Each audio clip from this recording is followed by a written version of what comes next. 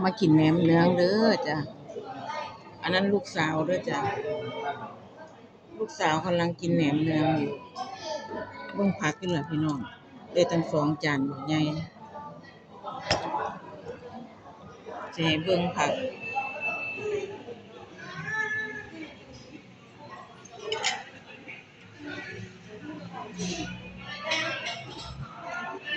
ชุดใหญ่ได้ตั้ง2 จานบักใหญ่ผัก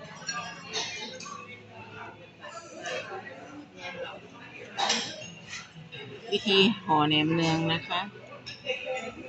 วิธีห่อแหนมเนือง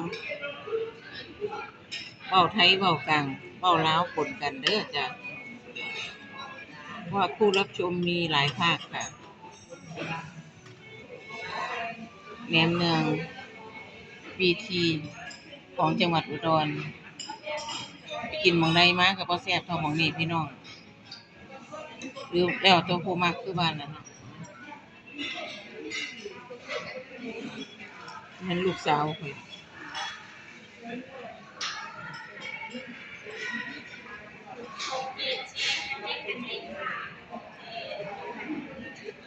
แซ่บบ่เดี๋ยวให้แม่ถ่ายก่อนเดี๋ยวนะคะ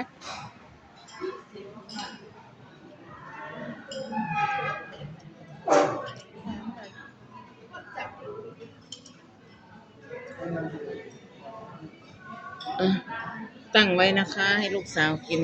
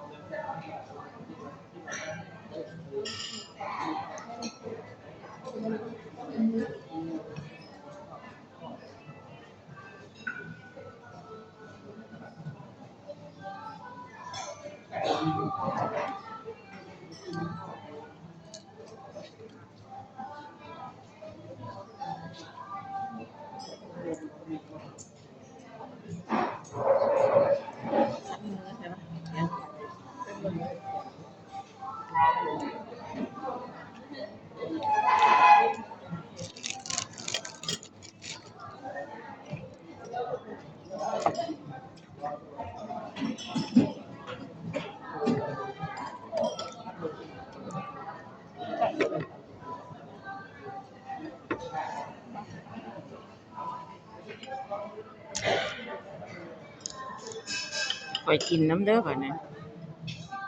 โอ้ยเบิ่งลูกสาวกินก็ได้ดอกเนาะของข้อยมันอยู่จ้อโพด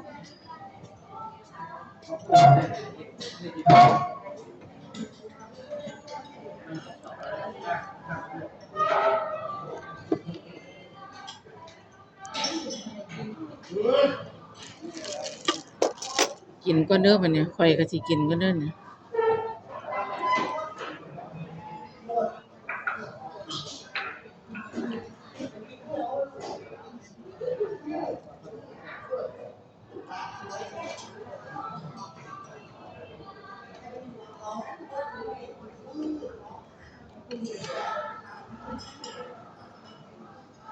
เอาสิมาดิ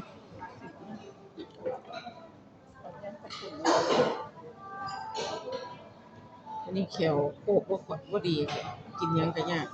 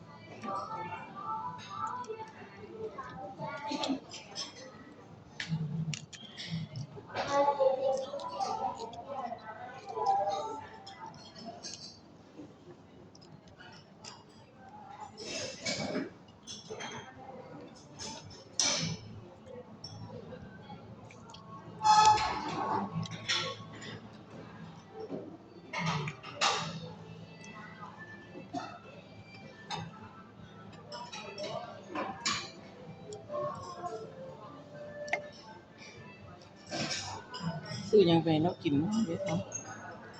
ว่าเราบ่ได้กินเขานะ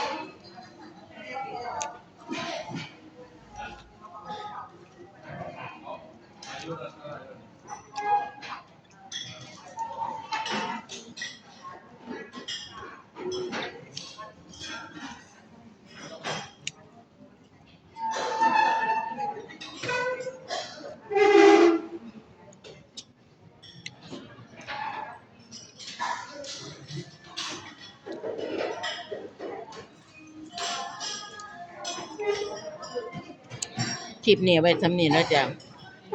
คลิปนี้เอาส่ำนี้ล่ะขอบคุณนะคะร้านนี้นะชา Channel ฝากช่องด้วยนะคะ